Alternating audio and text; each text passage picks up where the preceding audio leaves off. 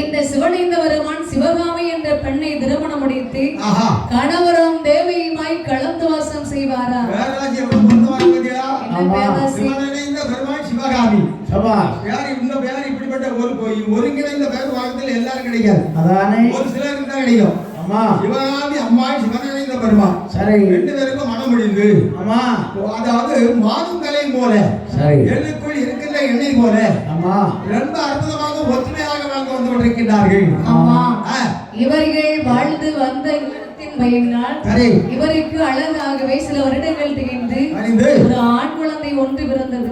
அப்பா ஏன்னா அம்மையுடைய அருள் கிடைச்சிருக்கு. அம்மா இருக்கிற இடத்துல நல்லது தவிர கெட்டது நடக்காது. அம்மாவை வழிபட்ட காரணத்தினால அம்மா அவர்களுக்கு அழகுடைய ஒரு ஆண் குழந்தையை கொடுக்கிறார்கள். சரி இந்த ஆண் குழந்தை அழகாகவே ஆண் குழந்தை பிறக்கின்றது. இந்த ஆண் குழந்தை பிறந்தது உங்களுக்கு மன மகிழ்ச்சி அதானே? அம்மா நமக்கு ஆண் குழந்தை ஆம்பளை பிறந்த மட்டும்தான் மன மகிழ்ச்சியா? பொம்பளை பிறந்த மன மகிழ்ச்சி இல்லையா? பொம்பளை பிறந்த மன மகிழ்ச்சி தான். ஆனா என்ன ஆண் குழந்தை என்பதற்கு அது ஒரு தனி வேலை செய்யுமா? ஆம்பளை பிள்ளை பக்கத்தோட பொம்பளை பிள்ளை பத்து பாருங்க. பொம்பளை பிள்ளை பத்துட்டாலும் ஒண்ணு நல்லதான். பெண் குழந்தையில ஒரு எந்த குழந்தைனாலும் எல்லாம் நல்ல குழந்தைதான். எல்லாம் நல்ல குழந்தை. ஆனா சரி என்னதான் இருந்தா ஆம்பளைன்னு சொல்லியாச்சுன்னா அப்ப என்ன நினைப்போம்னா எப்படி சரி பிள்ளை நல்லா ஒரு மாதிரி படிக்க வச்சு விட்டோம்னா அவனுக்கு கல்யாணம் பண்ணி ஒரு நல்ல பெண்ணை பார்த்து கல்யாணம் பண்ணி வச்சுக்கலாம். ஆமா நம்ம அவ வரும்போது எந்த கொண்டு வந்தாலும் சரி தரலாம் சரி பரவாயில்ல இருக்கட்டும் கல்யாணம் முடிச்சு வச்சுக்குவோம் அப்படின்னு சந்தோஷத்தில் இருப்பா. சரி ஒரு பெண் குழந்தை வந்தாச்சு மறந்துலாம் திடீர்னு அடிக்கும். மனசுல திடீர்னு வயசாகியாச்சுன்னா சரி நம்ம பிள்ளைக்கு நம்ம எப்படி பார்த்தாலும் 50 பவுன் நகை போடணும். மொத்தம் மாப்பிள்ளை 50 பவுன் இந்த மாதிரி செட் அடிக்க மாப்பிள்ளை 80 பவுன் இந்த மாதிரி செட் அடிக்க மாப்பிள்ளையா? ஆமா 80 பவுன். ஆமா நம்ம வாழ்க்கை மாதிரி செட் அடிக்க மாப்பிள்ளை 80 பவுன். அதானே அந்த மாதிரி ஸ்டுடியோ வச்சிருக்கவருனா அவர் என்னாக்கிட்டு 100 பவுன் 100 பவுன் போட்டுருப்போம். ஆமா கொடமாட்டாடி மாதிரி பிச்சைக்காரனா சும்மா விட்டு போடுவோம். அவருக்கு கொடுக்கலாம் 100 பவுன்.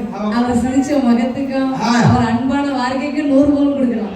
அவருக்கு என்ன பொண்ணு கிடைச்சிருக்கு? சண்டால பாய்ங்களா அவர் கல்யாணம் முடிஞ்சாச்சு. கல்யாணம் பாத்துருவோம்.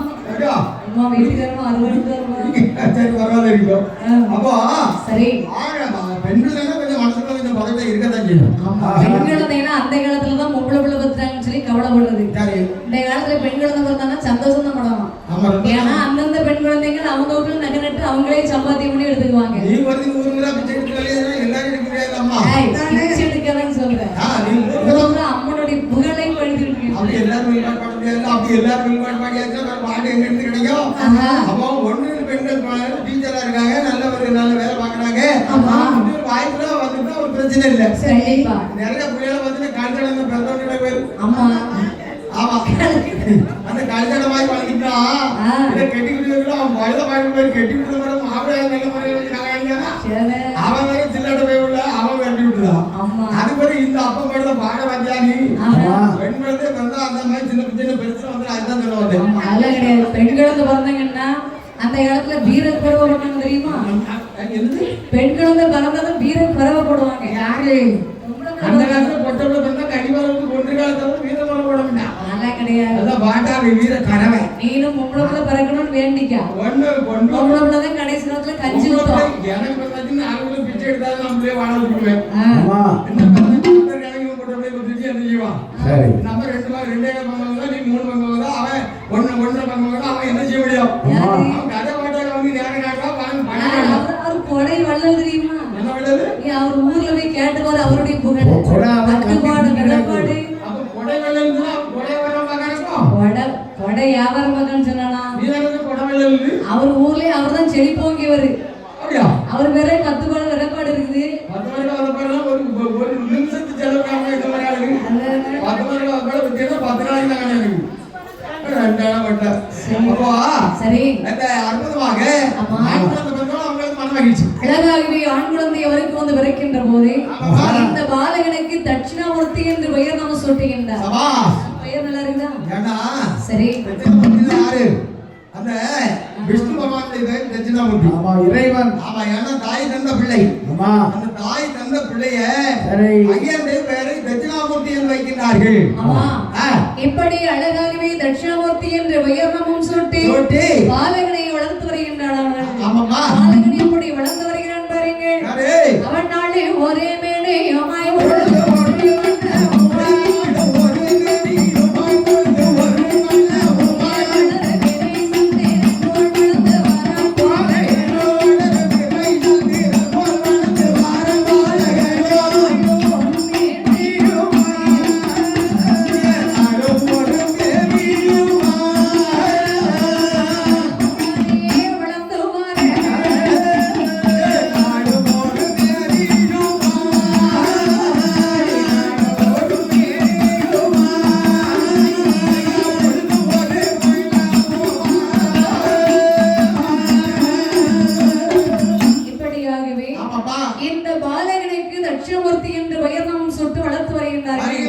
பாலகன் நாளொரு மேடையும் பொழுது ஒரு வண்ணமாக வளருவரை சந்திரன் போல் வளர்ந்து வருகின்றார். சிவனேந்த பெருமாளையா ரொம்ப அற்புதமாக அம்மா நினைச்சு கூடக்கூடியவங்க.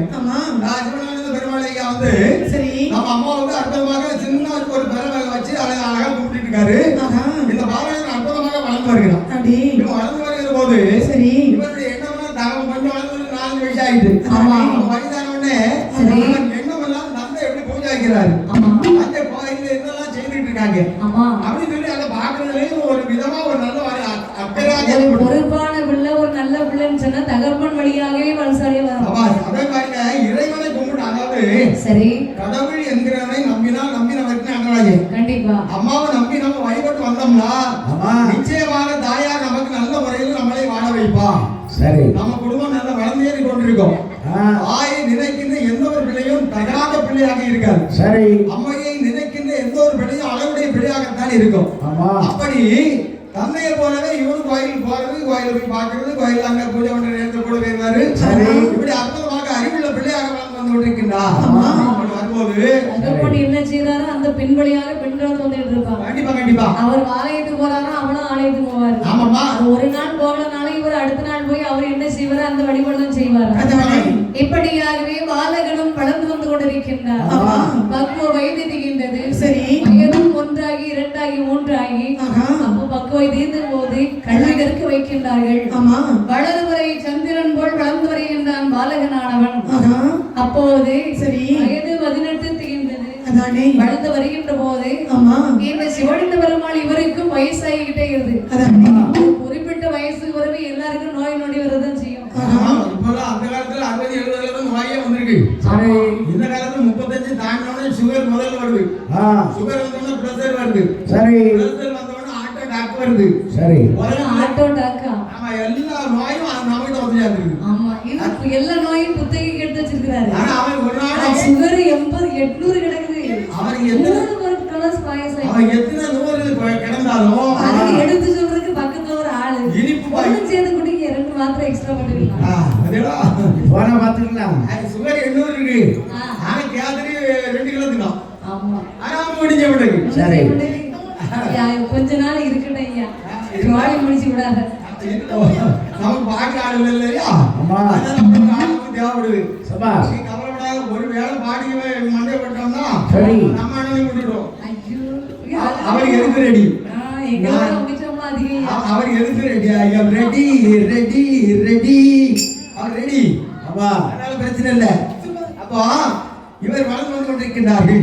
நாளை வளர்ந்து வருகின்ற போது இவருக்கு அந்தி காலம் கிட்ட நெருங்கி விட்டது. ஆமா தகப்பன் வழியாக இவர் பார்த்தார். அப்போ அம்மனுடைய அருளினால் இவர்களுக்கு கொஞ்சம் கொஞ்சமாகவே மேலோங்கி வர்றாங்க. அப்போ குருத்தோட நாட்டி கொடை கொடுத்தவங்க பார்த்தாங்க, நம்ம ஒரு ஆலயம் அமைச்சுட்டாங்க அம்மாவுக்கு. கண்டிப்பா அம்மனுக்கு ஆலயம் அமைத்து உஜ்ஜயினி மகாளி என்று உருவச்சிறை ஒன்றை செய்து நம்ம வழிபட்டோம்னா இதை விட நல்லா இருக்குமே. 3 தேவர்களுக்கு 3 சிலையை பிடித்து அதை வச்சு நம்ம வழிபட்டோம்னா நிச்சயமாக நமக்கும் ஆறுதலா இருக்கும். அம்மாவுக்கும் அழகான ஒரு கோவிலாக அமைச்சிடலாம். சரி, என்ன எண்ணம் வந்து கொண்டிருக்கின்றது. அப்படி வரும்போது சரி சிறிதாக ஒரு நல்ல முறையில ஒரு சின்ன கோயிலை கட்டுறாங்க. அதானே யாரு? அண்ணாச்சி தட்சிணாமூர்த்தி அண்ணாச்சி கட்டுகிறார்கள். தட்சிணாமூர்த்தி அண்ணாச்சி சரி அற்புதமா கோயிலை கட்டி அற்புதமாக ஒரு சின்ன ஒரு குடைவிழா கொடுத்து அப்படியே வளர்ந்து வந்து கொண்டிருக்கிறார்கள். கோவில் வளர்கிறது, அவருடைய குடும்பங்களும் வளர்ந்து கொண்டிருக்கிறது, ஊர் வளர்கிறது, ஊர் மக்களும் வளர்ந்து கொண்டிருக்கிறார்கள். ஊர் மக்களும் பெருகிக்கிட்டே வர்றாங்க. தாயார் அற்புதமாக இருக்கும்போது அந்த ஊர்ல எந்த ஒரு கேடு வராது. சரி, அப்போ அம்மா வளர வளர ஊர் மக்கள் நல்ல முறையில் வளர்ந்து வந்து கொண்டிருக்கிறார்கள். அவருடைய வம்சாவளியாகவே இந்த மக்கள் எல்லாம் பெருகி வளர்ந்து வருகின்றார்கள். அம்மனுடைய ஆளையும் மேலோங்கி வளர்ந்து கொண்டே வருகின்றது. இப்படியாக தாயாகிய உஜ்ஜயினி மகாளியானவள் பட்டன் வளை ஓரதில்லை.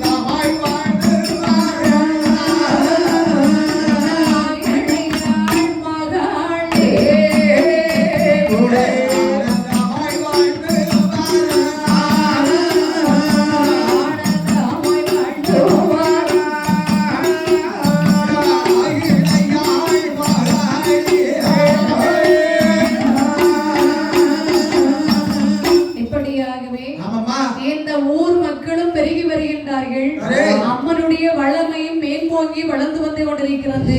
செல்வ செழிப்போடு இருக்கிறது. இப்போ ஒரு மனிதன் 2 மனிதன் இருந்தான்னு சொன்னா அவனால முடிஞ்ச அளவுக்கு உதவி செய்வான், அவனால முடிஞ்ச அளவுக்கு வழிபாடுகளை செய்து வருவான். கண்டிப்பா கண்டிப்பா. அம்மனுடைய அருளினால் ஊர் மக்களும் பெருகி வளைத்து வந்து வருகிறார்கள். அந்த தட்சிணாமூர்த்தி அண்ணாச்சிருக்காரு நமது நாடாளுமன்ற மக்கள் அவர் ரொம்ப செழிப்பு வாங்கி வந்து கொண்டிருக்கிறார்கள். சரி, அவருக்கு ரொம்ப சந்தோஷம். நல்லவங்க இருந்தாச்சுன்னா நம்ம ஊரு எவ்வளவு மகிழ்ச்சியாக இருந்தாலும் நமக்கு அதை விட மகிழ்ச்சியாக இருக்கும். மற்றவர்கள் வாழ்ந்தால் நாம வாழலாம். அந்த காலத்துல அதுதான் சொல்லுவாங்க, நான் பெற்ற இன்பம் பிறரும் பெற வேண்டும் என்று எண்ண வேண்டும் சொல்லுவாங்க. அதாவது நமக்கு ஒரு 10 லட்சம் ரூபாய் லாட்டரி டிக்கெட் அடிச்சுன்னா சரி பக்கத்து வீட்டுக்கு ஒரு 5 லட்சம் ரூபாய் லாட்டரி டிக்கெட் அடிக்கணும். அடிச்சா அவரும் நல்லா இருப்பாரு, நாமும் நல்லா இருக்கலாம். சரி, என்ற எண்ணம் நல்லவர்களுக்கு வரும். அதுபோல நாமும் வளர்ந்து வருகிறோம், நம்மளை வளர்த்து கொண்டிருக்கிறார்கள். மக்களும் பெருகி வருகின்றார்கள். அம்மனுக்கு வழிபாடுகளும் பெரிதோங்கி வளர்ந்து வந்து கொண்டிருக்கின்றனர். அப்போ அம்மனும் மனமகிழ்ந்து ஊர் மக்களுக்கு நல்ல வழிகாட்டி கொண்டிருக்கின்றார்.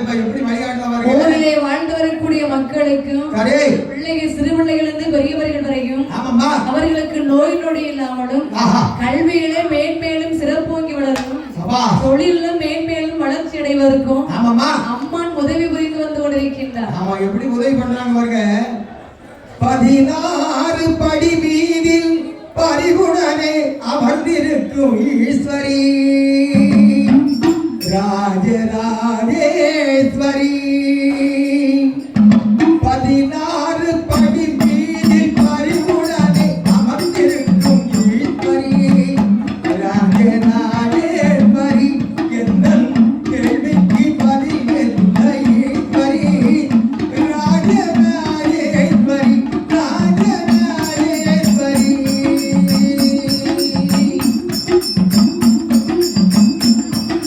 14 லோகமும்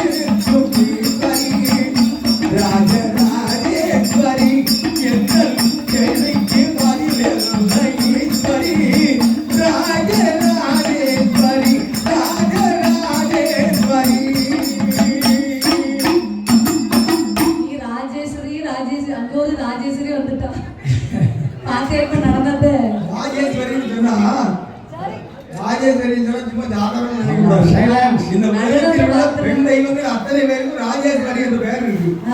அதனாலதான் ராஜேஸ்வரி பாடியிருக்காங்க. அப்ப அதுவும் நம்ம தெய்வம் தானோ? தெய்வமா? அதுதானப்பா தெய்வம். இந்த குச்சிமாடி அம்மை, முத்தாரம்மை, மாரியம்மன் நம்ம தெய்வம். அவங்களுடைய அருள் ஆட்சியில நம்ம ராஜேஸ்வரி அம்மா ஆடிட்டு இருக்காங்க. தூக்கிட்டு போயிருவோமா அப்போ? தூக்கிட்டு போவியா? தூக்கி போட்டு போய் கூட தம்பி அவரே அந்த கோயில் அடக்கத்துமாய் காப்பு வாழ்ந்துட்டு தூக்கிட்டு வர அவளை தூக்கி. ஆனால் தாயாகிய உச்சினி மகாளியானவள் தன்னுடைய அக்காலங்கள் மூவேர்களுமாகவே சேர்ந்து முத்தாரம்மை மாரியம்மனோடு சேர்ந்து அழகாகவே இந்த வட்டநுழை ஊரிலே காவல் காத்து வந்து கொண்டிருக்கின்றார். மக்களுக்கு எந்த ஒரு இடையூறும் இல்லாமல், எந்த ஒரு குறைகள் இல்லாமல், இடையூறு சொல்வதை விட குறைகள் இல்லாமல் மக்களுக்கு என்னென்ன வேண்டுமோ அத்தனையும் மறைமுகமாக கொடுத்து கொண்டிருக்கிறார். நானே மக்களுக்கு வேண்டிய வரங்களை கொடுத்து நல்லவர்களையும் கெட்டவர்களையும் வாழ்பவர்களையும் வாழாதவர்களையும் வாழ வைக்கும் தெய்வமாக வாழ்ந்து கொண்டிருக்கின்றார்கள். அப்படி வருகிற போது மக்களும் செழிப்போங்க இருக்கிறாங்க, ஊர் மக்களும் பெருகி வந்துட்டு இருக்காங்க. கண்டிப்பா கண்டிப்பா எந்த ஒரு குறைபாடும் இல்லாமல் நல்ல முறையில் வளர்ந்து வருகிறாங்க. இருக்கும் போது ஊர் மக்களும் பெருகி வளர்ந்து வந்துட்டு இருக்காங்க. அப்போ 4-5 அண்ணன் தான். அப்ப எல்லாருமே சொக்க மாதிரி தான் சொல்றது. கண்டிப்பா கண்டிப்பா நாடார்கள செல்வங்க. அப்போ எல்லாரும் ஒன்று கூடி இருக்கின்றனர். அண்ணா இதுக்கு ஒரு காரணம் என்ன தெரியுமா? எப்படி? அதாவது இந்த சான்றோர்கள் மக்கள் முதல்ல 7 பேர் தான் பிறந்திருக்காங்க. இதுல பாண்டிய மன்னன் வந்து 2 பேரை கொன்றான். சரி, 2 பேரை கொன்றாரு. அவங்களுடைய பிள்ளையை கொடுக்கிறாரு. இந்த 5 பேர் தான் 500 கோடி பேராக இருந்து கொண்டிருக்கிறார்கள். அதான் சொல்லுவாங்க ஜானங்களும் சட்டிகளையும் பெட்டிகளையுமா. ஆமா, எங்க போய் ஒரு சொந்தத்தை விசாரிச்சேன்னா அந்த அங்க இருந்து அங்க பொண்ணு போயிருக்கோம், அங்க இருந்த பொண்ணு இங்க வந்திருக்கோம், அந்த மாமா மச்சான் பொண்ணு கட்டிருப்பான். நீ சுத்தி சுத்தி கொஞ்சம் விசாரிச்சேன்னா யாராக இருந்தாலும் ஒரு முறையில வந்து சேர்ந்துருவாங்க. ஒரே கடமுறை. தலைமுறை தலைமுறை தலைமுறை தலைமுறைக்கு கிளமுறைன்னு சொல்லிட்டு இருக்கிறான். கிழமை அதான் கிழமை வரைந்து வரைந்தவனா அந்த கட்டில போட்டு போய் பயம் தோலப்பா இங்க இருந்து வளர்ந்துட்டு அந்த முறைகள் அப்படி அப்படி சொல்லுவாரோ. அப்படி மக்கள் எல்லாரும் ஒன்று கூடி இருக்கும் போது பாருங்க அண்ணா, நமக்கு எந்த ஒரு குறைபாடும் கிடையாது. கண்டிப்பா கண்டிப்பா நாம அம்மாவுக்கு வருஷத்துக்கு ஒரு முறை தானே பூஜை கொடுத்து வழிபட்டு வந்துட்டு இருக்கோம். என் அம்மாவுக்கு 2 விட கொடுத்தாங்க. சரியாக சொன்னீர்கள். அம்மா நம்மள எப்போது குறைபாடு இல்லாம நோய் நொடி இல்லாம நம்ம பிள்ளைகளுக்கு நல்ல முறையில கல்விமுறைகள் கொடுத்து நம்மள வளர்த்து வந்தாங்க. உண்மை உண்மை. அப்போ அம்மாவுக்கு 2 பூஜை கொடுத்து வந்தாங்க. கண்டிப்பா. ஏன்னா இதுல ஒரு சிறப்பு நீங்க நல்லா கவனிச்சு பார்க்கணும். அதாவது ஊர் மக்களே வளர்த்து வருகிறார்கள். அப்போ ஊர் மக்கள் ஒரு குடம் கொடுத்துட்டு இருக்காங்க, எல்லாம் சேர்ந்து கொடுத்துட்டு இருக்காங்க. இப்போ ஆதி மூலமாக இருக்கக்கூடிய சிவனலிங்க பெருமாள் அண்ணன் அவர்களுடைய குடும்பம், இந்த தட்சிணாமூர்த்தி அண்ணன் இருக்காரு இல்லையா, இவருடைய குடும்பங்கள் இவங்க என்ன நினைக்கிறாங்கன்னா ஊர் மக்கள் வந்து பூஜை கொடுத்துருக்காங்க, ஒரு குடை விழா கொடுக்கிறாங்க. சரி, அது கொடுக்கட்டும். நாம் முதலாக தாயார் நம்மைதான் ஆதரித்து வந்தார். நாம அம்மாவுக்கு வழிபட்டு வந்தோம். அப்போ அம்மாவுக்காக நம்மளும் ஒரு குடை விழா கொடுக்கணும். அதான தனி கொடை. அவங்க வந்து சிறப்பாக ஊர் மக்கள் வழிபட்டு வந்து கொண்டிருக்கிறார்கள். நாம தாயாருக்கு நாம் தனிமையாக இருந்து ஊர் மக்களை அனைவரையும் சேர்த்து கொண்டு நாம ஒரு சிறப்பான ஒரு குடை விழாவை நம்ம தனியா கொடுக்கணும். அப்போ வருடத்துக்கு 2 குடை விழா கொடுக்கணும். எல்லா ஊர்லயும் எல்லா தெய்வத்துக்கும் ஒரே குடம் தான். 2வது ஏதாவது திருமால் பூஜைப்பாங்க, அந்த பூஜைப்பாங்க, ஆடி மாதம் கூடுவாங்க, அப்படிதான் போய்கிட்டு இருக்கும். ஆனால் தாயாருக்கு உச்சினி மகாளி அம்மனுக்கும் முத்தாரம்மனுக்கும் இந்த வட்டனுடைய ஊரிலே வருடத்திற்கு 2 குடை விழா கொடுக்கின்றார்.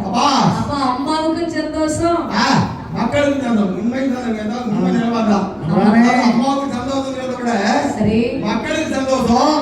நம்மள மாதிரி வில்பாட்டுக்காரங்க, மேலக்காரங்க, பூப்பாட்டாருக்காரங்க, இந்த பூஜைக்கு நம்ம ஜப்பரந்துக்காரர்கள் எல்லாருக்கும் அதை விட மனமகிழ்ச்சி. 2 குடம் கொடுத்தா மனமகிழ்ச்சி, 3 குடம் கொடுத்தா முழு மகிழ்ச்சி. 3 குடம் கொடுக்க சொல்றீங்க, நல்ல எண்ணம் உனக்கு. இல்ல சொல்ல வரேம்மா, தொழிலாளிகளுக்கு சந்தோஷமா இருப்பாங்க இல்லையா. அப்ப அம்மாவுடைய அருளினால நாமளும் வளர்ந்து வந்துட்டு இருக்கோம். அம்மையை வச்சுதான் நம்ம குழைச்சிட்டு இருக்கோம். அம்மா இல்லைன்னா நமக்கு குழைக்காது. 2 வருஷம் கொரோனா ஒரு வீட்லயும் கஞ்சி கிடையாது. கொரோனாவுனால